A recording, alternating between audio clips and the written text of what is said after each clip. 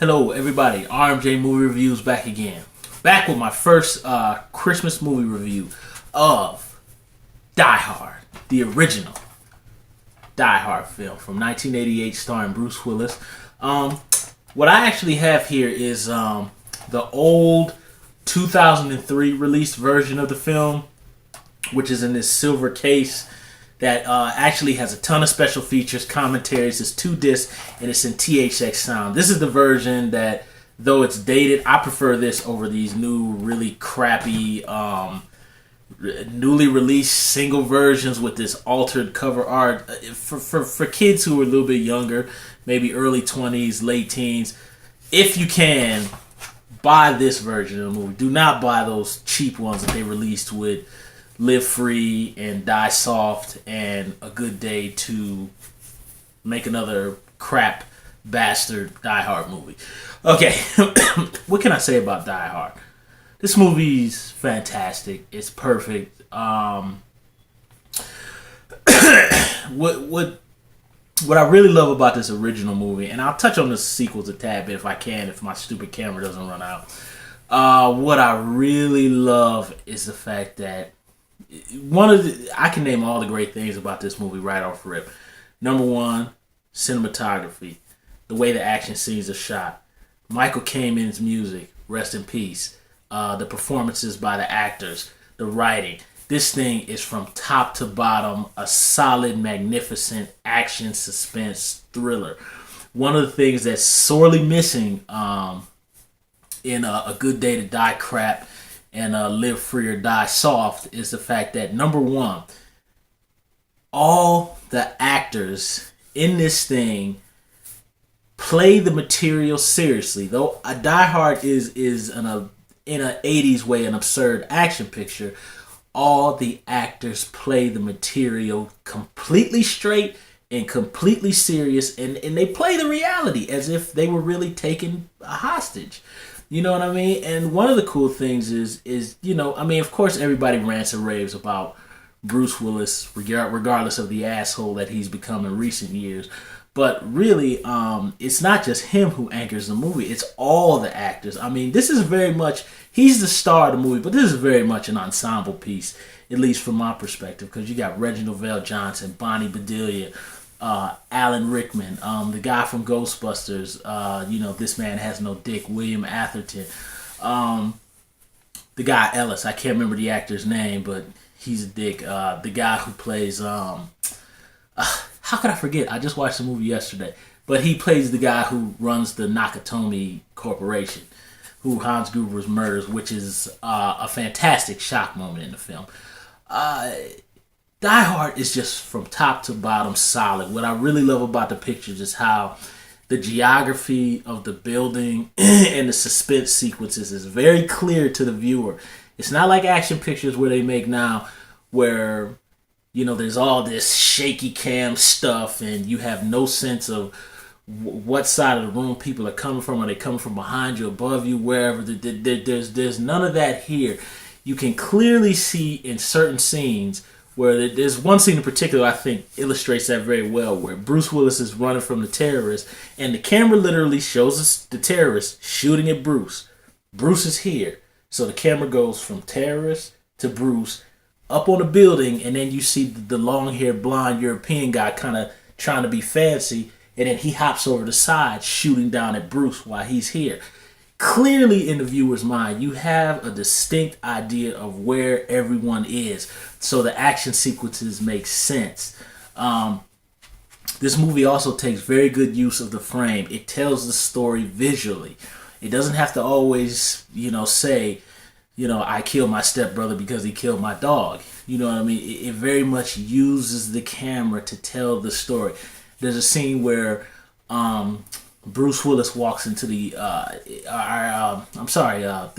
Japanese guy who runs the corporation, brings Bruce Willis into his wife's office, and you see Ellis in there, and we all know Ellis is doing coke. We don't actually literally see him doing it, but the camera whip pans, and he kind of pops up and does this.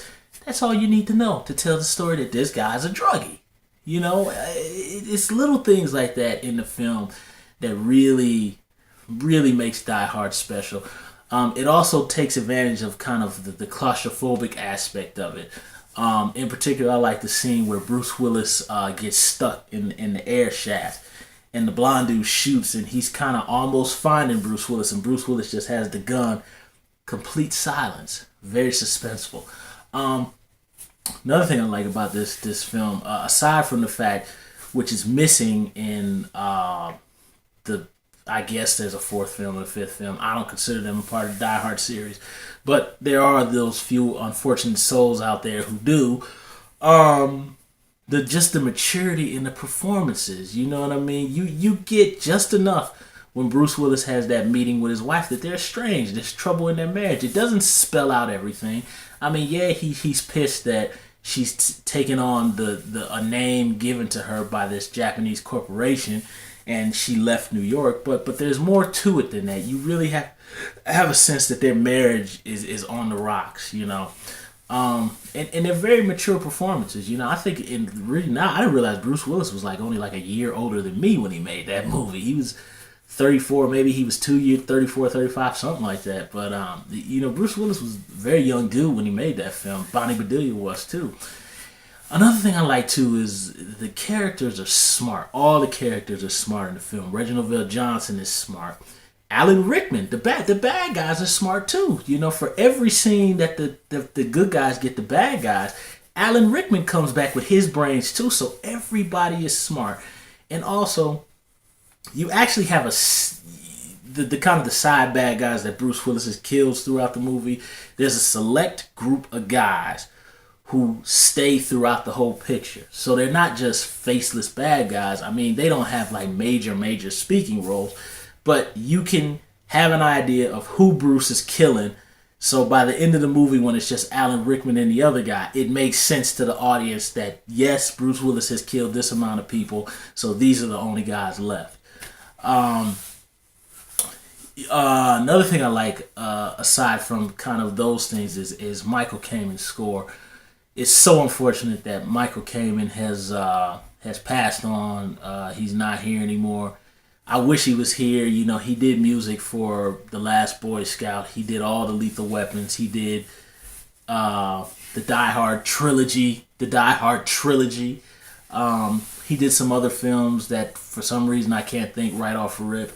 But he was a fantastic movie composer. He's no longer with us.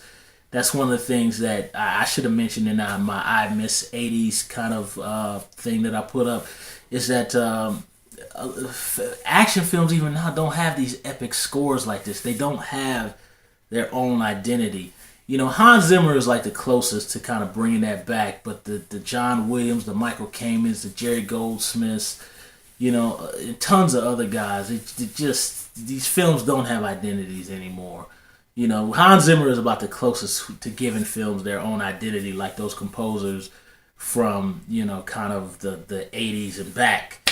You know, so this movie has its distinct own identity. Also, you know, when they had Live Free or Die Soft and A Good Day to Die Crap, you know, there's no Michael Kamen. Yeah, you can mimic his score, but he's not here with us anymore, so it doesn't mean anything, you know. This is a very adult action thriller. It's R-rated. The action is practical effects done in camera. The violence feels very real. It feels very gritty. The jokes aren't like Live Free or Die Soft, where there's jokes. You know, it's kind of more the jokes that Bruce Willis makes throughout the film comes from just his character, his wit. You know what I mean? He's a normal guy, but he makes a joke kind of almost even like it's relieving the audience, but it's almost like relieving himself of this crazy situation that he has to survive, because mentally any other person wouldn't be able to make it through this situation. So this guy has to talk to himself. He has to crack jokes to make it through this, you know. And anybody who works in like hospitals or police officers or whatever, you'll see that kind of dark sense of humor. I work in the hospital, and people very much do have that John McClane kind of gory sense of humor. People really do have that kind of sense of humor. You know, you see TV shows like The First 48 and all that. They may not show it because they don't want the viewers to know, but you kind of to an extent have to have that kind of sense of humor in a very dark and horrible situation, because that's kind of the only way you can get through it, sometimes. This is a fantastic movie. Adult, mature performances. They play the material seriously. Gritty, raw violence that just doesn't exist anymore. That's why you can't make Live Free or Die crap. You cannot make a PG-13 Die Hard movie, because these are adult action pictures made for adult audiences, not children. Yes, when I saw this movie, I was a kid, but that was the fun of sneaking and watching it. But they're made for adults. That's what action pictures like this should be. That's why it pisses me off with this horror PG-13 action PG. Unless it's Indiana Jones or Star Wars, it shouldn't be PG-13. Or Poltergeist, it shouldn't be PG-13. If it's going to be raw and it's going to be real, it needs to be straight. It needs to be played bloody, violence, gritty, and real, and exciting. And that's everything that Die Hard is. So, my piece of crap camera is about to run out here, people, so I got to wrap up this review. Lastly, I will say is Die Hard is fantastic. I love every single thing about this. I love the relationships between the characters. The characters are very real. They're honest, genuine performances. The action is real, is in camera. It's just a very mature, adult, well-constructed, solid action thriller. I love this film. It's a 10 out of 10. It's fantastic. It's the best of the three. Die Hard with a Vengeance would come in second, and Die Hard 2 would come last. Those other two are bastard stepchildren, not needed. I think it's totally preposterous when I hear new viewers of the Die Hard movies, or Bruce Willis even, say that Live Free or Die Soft is as good as the first one. That is absolutely, utterly absurd, and he's just selling the film for pure profit. Live Free or Die Soft does not touch John McTiernan's film. It doesn't touch Rennie Harlin's, and it doesn't touch The Third Picture. Neither one of those two last bastard stepchildren can touch any one of the original trilogy, and please don't anybody in the audience ever fucking forget it, okay? I had to swear because it's a Die Hard franchise. RMJ Movie Reviews. I'm coming back with my other second Christmas movie review. I think it's going to be a horror film, and then after that I'm going to do Lethal Weapon, the original one. That'll be a fun one too. So RMJ Movie Reviews, that's my review of Die Hard, the original John McTiernan, Bruce Willis classic from 1988. Please, people, let's exchange comments about the original Die Hard, and you guys tell me why you hate those two piece of crap bastard stepchildren too. So RMJ Movie Reviews, thanks for tuning in. Subscribe to my channel, share my reviews with everybody in the world. I'll see you soon.